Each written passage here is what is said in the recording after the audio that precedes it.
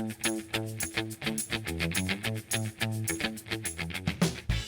welcome back to my channel. My name is Laura, and I decided to do a mid-month wrap-up. And I have four books that I completed, one that I DNF'd, and I'm going to share with you my opinions of those five books. So first I want to share with you my reading journals. You have seen them in other videos, and I will show you. This is 2014. This is what I used for my reading journal in 2014. And this is the reading journal I used in 2015.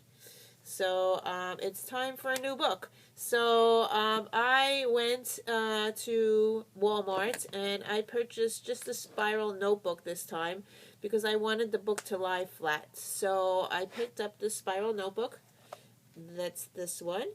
And I made this out of this is a headband, and I glued hot glued a Christmas ornament to the headband to make my closure. So that's what I did with this one.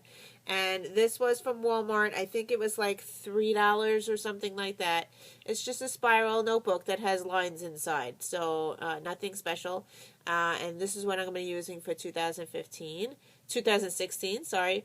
Sorry if I have allergies and my face is all red and I can't breathe, and I'm taking Sudafed, and it's like awful. This weather, some days it's 70 degrees, and the next day it's 20 degrees. So it's really havoc on my allergies. So I'm really stuffed up. So I'm sorry for that.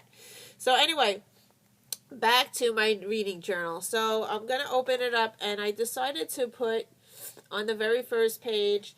I decided to do something different because I was losing track of what month it was. So I decided to write January and put a little, I'll show you. So I decided to put like a check mark type thing. And it says total number of books read. So at the end of the month, I could tally it up and write how many books I read in January. And then I could write how many YA books did I read, how many new adult did I read, how many books did I DNF that month.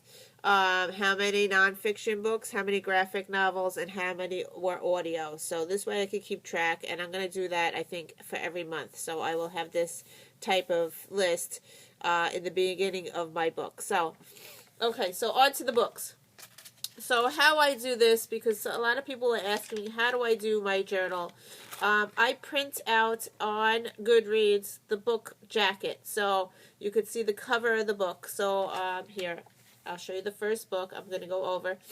The first book that I finally finished is this big hunk of a chunk. Now, I did not read this in January. I read this all throughout 2015 and 2014 and 2016. So this book was an ongoing book. I actually started it in September 3rd of 2014. I have a very bad attention span, so I put the book down and I read it whenever I felt like reading it. So it took me a very long time to finish this book.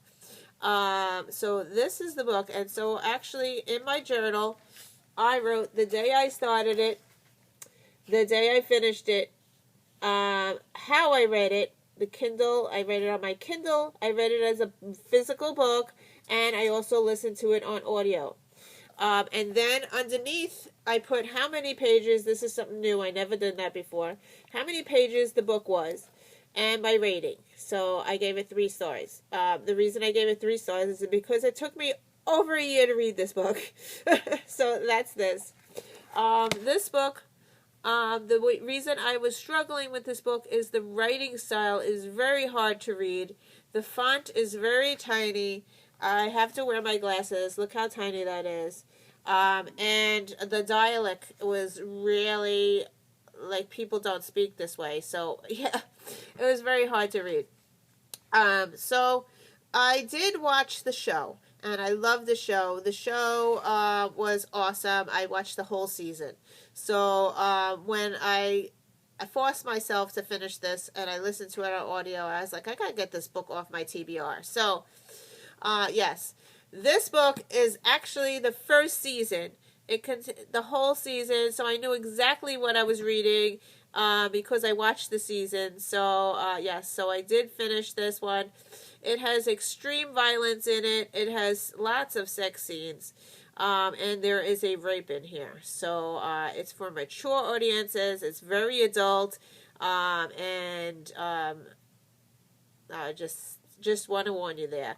I don't think that young adults should be reading it. It's very, very explicit. It's about time travel. She goes to Scotland and goes back in time, and yeah. So yeah, it was. I like the story. I really like the show better than the book. So I don't know if I will continue the series. A lot of people are telling me continue it. But I don't know. It was a big struggle, and it took me over a year to read this. So I may pick up the second book. I think I have the second book on my Kindle, and I may get the audio. But at this point, I'm putting it on the back burner, and I think I might just watch the show. So that's this one. So that's the first book. The second book that I picked up to read and finished, it was a small book, 130 pages. I gave it 3 stars. It was a book that someone, either a friend or a family member or a YouTuber told me to read, because it is on my 2016 reading list. And the book that I picked up is called The Gift from the Sea by Anne Morrow Lindbergh. And it looks like this, and this is a non-fiction book. Look how short it is. It's very short. The non-fiction. It's about, the author writes, goes on vacation, and she writes about seashells. And she compares the seashells between her life as she was having children, as she was middle-aged, and how the kids went off. And it was enjoyable, but I didn't get much out of it, except that she said that it was okay to be alone and okay to take time for yourself. So I did get that out of the book. It was enjoyable. I gave it a 3-star though. It wasn't blow me away type thing, and I did read it really quickly in 2 days. 3 stars. So that's this one. And it's off my 2016 reading list. The next book that I read, and I actually started this back in November, and I put it down, and I waited, and I picked it up again, and I finished it. And I read November 9 by Colleen Hoover, and this one is 320 pages. I finished it in January. Colleen Hoover, I really love her books. I know a lot of people don't like her because she writes about sexual content, but I do, and her, some of the stuff in the book is not acceptable, but I do enjoy her reading. I love her reading style. She always has a plot twist that I never guess, and that to me is a 4.5 star. I gave it 4.5. Because some of the stuff is not acceptable in real life. So, yeah. But I did enjoy the story, and she kept me reading. And because I have a very bad attention span, I really like those books. And not many authors can do that, where I don't guess it. So, yes. So, I really enjoyed this book. And this one is about a guy who she meets up with him on November 9 every year, and it's like a love story, but then there's not a love story. There's a plot twist and something. I don't want to tell anything because it'll give it away, but it was very interesting and very good to read, and I enjoyed it. So 4.5 stars. So this one. So then I wanted something funny, and so I picked up the first book of the Shopaholic series. So I picked up Sophie Kinsella, Confessions of a Shopaholic, and I have this physical book, and I also had it on audio. So I really enjoyed this story. Very funny. It's about a woman who lives in London, and she has a shopping problem, and she is a writer or something of a financial thing. So that's kind of ironic, but yeah. So I enjoyed it. It does take place in London. The thing that annoyed me was the money part is not the same as our part of money, so it was a little confusing there. And the narration is told by somebody who has an accent, and it kind of got annoying. So I only gave this book 3.5 stars. So yeah, I will continue. I thought it was fun, and I do want to watch the movie, so that's this one. So yeah, it was kind of funny. I enjoyed that one, but not so much. It wasn't like fantastic, but it was good. Now, on to the book that I DNF'd. I tried to read this book back in October, and it had to go back to the library, and I could not renew it.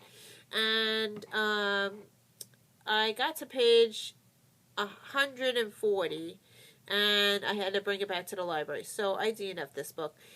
It's called The Girl from the Well by Rin Chapeko, and that's this one here.